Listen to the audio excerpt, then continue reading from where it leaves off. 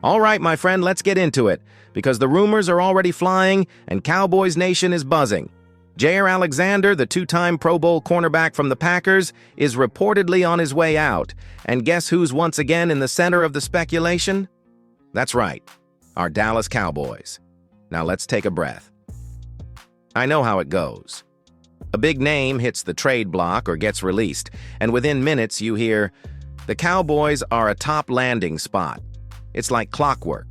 But this time, it might be more than just smoke. There's some logic behind the buzz, and I want to walk you through it. Think about it. Trevon Diggs, who just got paid big money, is coming off 2 major injuries. Then you've got Shaven Revel, the rookie corner who's also rehabbing from an ACL tear and might start the season on the PUP list. That's already 2 question marks at one of the most important positions on the field. And the Cowboys haven't exactly been shy about kicking the tires on veteran corners. Remember the Jalen Ramsey noise? Stephen Jones basically shut that down, saying the price tag, both in draft capital and salary, was just too high. But guess what? If Jair Alexander is cut, there's no trade involved. You wouldn't need to give up any picks, and he's already getting paid by the Packers. That could open the door to a short-term, team-friendly deal. A prove-it year, maybe. So the timing? Makes sense. The roster need? It's there. The money? Well, that's the big question, but we'll dig into that more in a bit. But before we move on, I want to hear from you. Would you take a flyer on Jair Alexander if the price is right? Or are his recent injuries too much of a red flag for you? Drop your thoughts in the comments and vote in the poll. Should the Cowboys sign Jair Alexander if he's released? Yes, no doubt. Only if it's a cheap deal. No thanks, too risky. All right, next up, we need to talk about the risks and rewards of adding Jair to this defense. Let's go deeper. Let's dig into the football side of things. Because if the Cowboys were to go after Jair Alexander, it wouldn't just be about filling a hole. It could be about making a serious statement on defense. When he's healthy, Jair Alexander isn't just good, he's elite. We're talking about a guy who, at his peak, was locking down top receivers one-on-one and forcing quarterbacks to look the other way. He's got the speed, the footwork, and the attitude to play true press-man coverage, which is exactly what this Cowboys defense likes to do under Mike Zimmer. Picture it for a second, Trevon Diggs on one side, Alexander on the other, Darren Bland working the slot. That's a trio of playmakers who can bait quarterbacks into bad decisions and flip the field in an instant. And let's not forget, this front seven still has Micah Parsons coming after the quarterback. Pairing that kind of pressure with lockdown coverage on the back end, that's the recipe for a top 5 defense. Now, I know what you might be thinking, that sounds great, but isn't Jair always hurt lately? Fair concern. He missed time last season with shoulder and back injuries. But here's the thing, we've seen players bounce back after rough years. It happens all the time.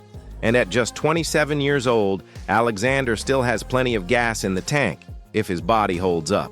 That's where the Cowboys could play it smart. Don't break the bank. Offer a 1-year deal with incentives tied to games played, snaps, maybe even takeaways. Let him. Prove he's still got it. If he balls out, great. If not, you're not locked in. And look, it's not just about what he brings physically. Jair has that edge, that swagger, that chip on his shoulder. He plays like he's got something to prove. And in a locker room that already feeds off Micah's energy, adding another alpha could be the boost this team needs. But hey, would you trust him opposite Diggs? Or would you rather roll with the young guys? Let me know in the comments and vote now. Would Jair Alexander make this defense elite? Yes, absolutely, maybe. If he stays healthy, no.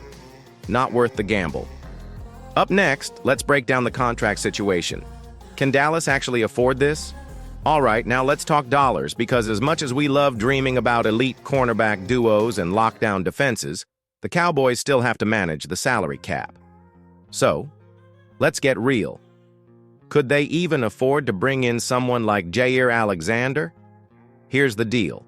Jair signed a 4-year, $84 million extension with the Packers back in 2022, and there's still significant money tied to that contract. But if Green Bay is open to trading him, which recent reports suggest they might be, it likely means they're willing to eat part of the dead cap just to move on. That opens the door for Dallas to potentially step in.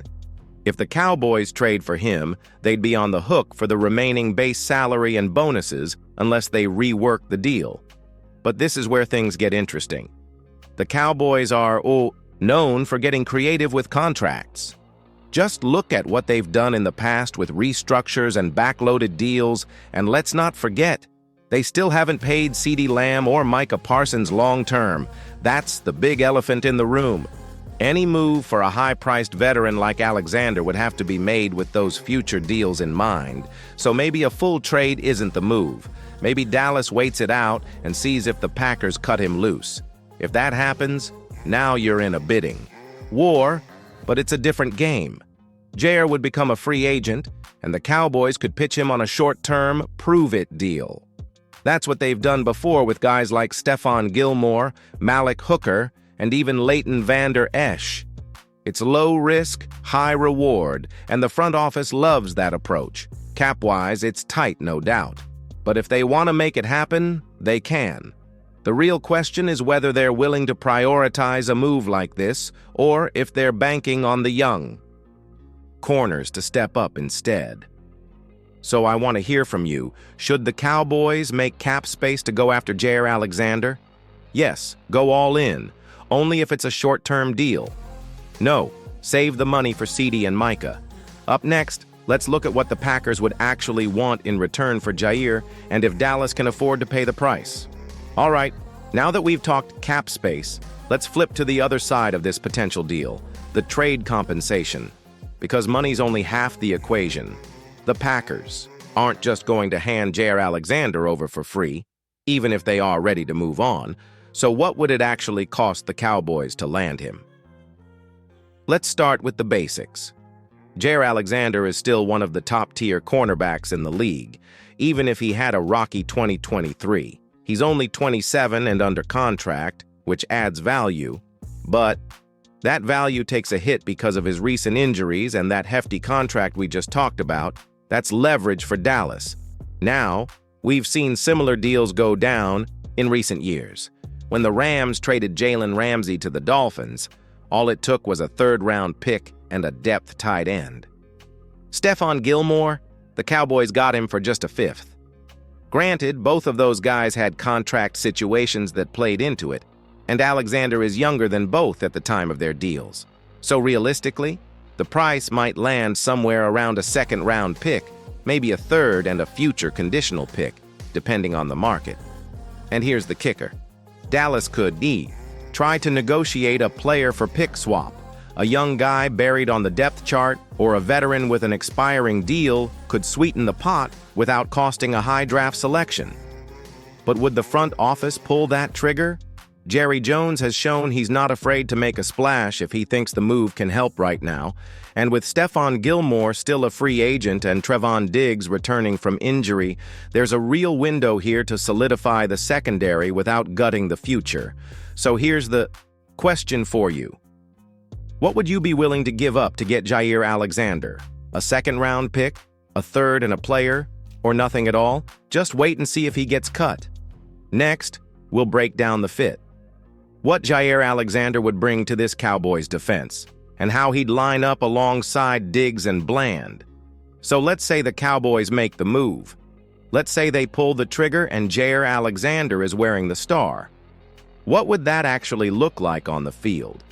Because this isn't just about names or hype. It's about how he fits into the scheme and elevates the defense. First off, picture this trio. Trevon Diggs on one side, Darren Bland in the slot, and Jair Alexander locking down the other boundary. That's three legit playmakers in the secondary. Three guys with ball skills, instincts, and the ability to change a game with one play. It's the kind of cornerback group that could go toe-to-toe with any passing attack in the league. And let's not forget, Alexander thrives in man coverage. That's exactly the kind of aggressive style the Cowboys want in their defensive backs. He's physical at the line, sticky in coverage, and he brings that feisty, confident energy that can set the tone for the whole unit. Now think about the flexibility this gives Dallas. You can match up better against teams that love to spread the field. You can disguise coverages more effectively. You can take more chances with your front seven, knowing your corners can hold up on the back end. There's also a leadership element. Jair's been a Pro Bowler. He's played in big games. He knows what it takes to go toe-to-toe with the league's best receivers. That kind of experience is valuable in a room that's still relatively young and looking to bounce back from a disappointing playoff exit. Of course, health is the key. If Jair is fully healthy, this move would be a game changer. But that's the risk with any trade, especially at this point in the offseason. So what do you think? How would you feel about a CB trio of Diggs, Bland, and Alexander? Is it a dream secondary?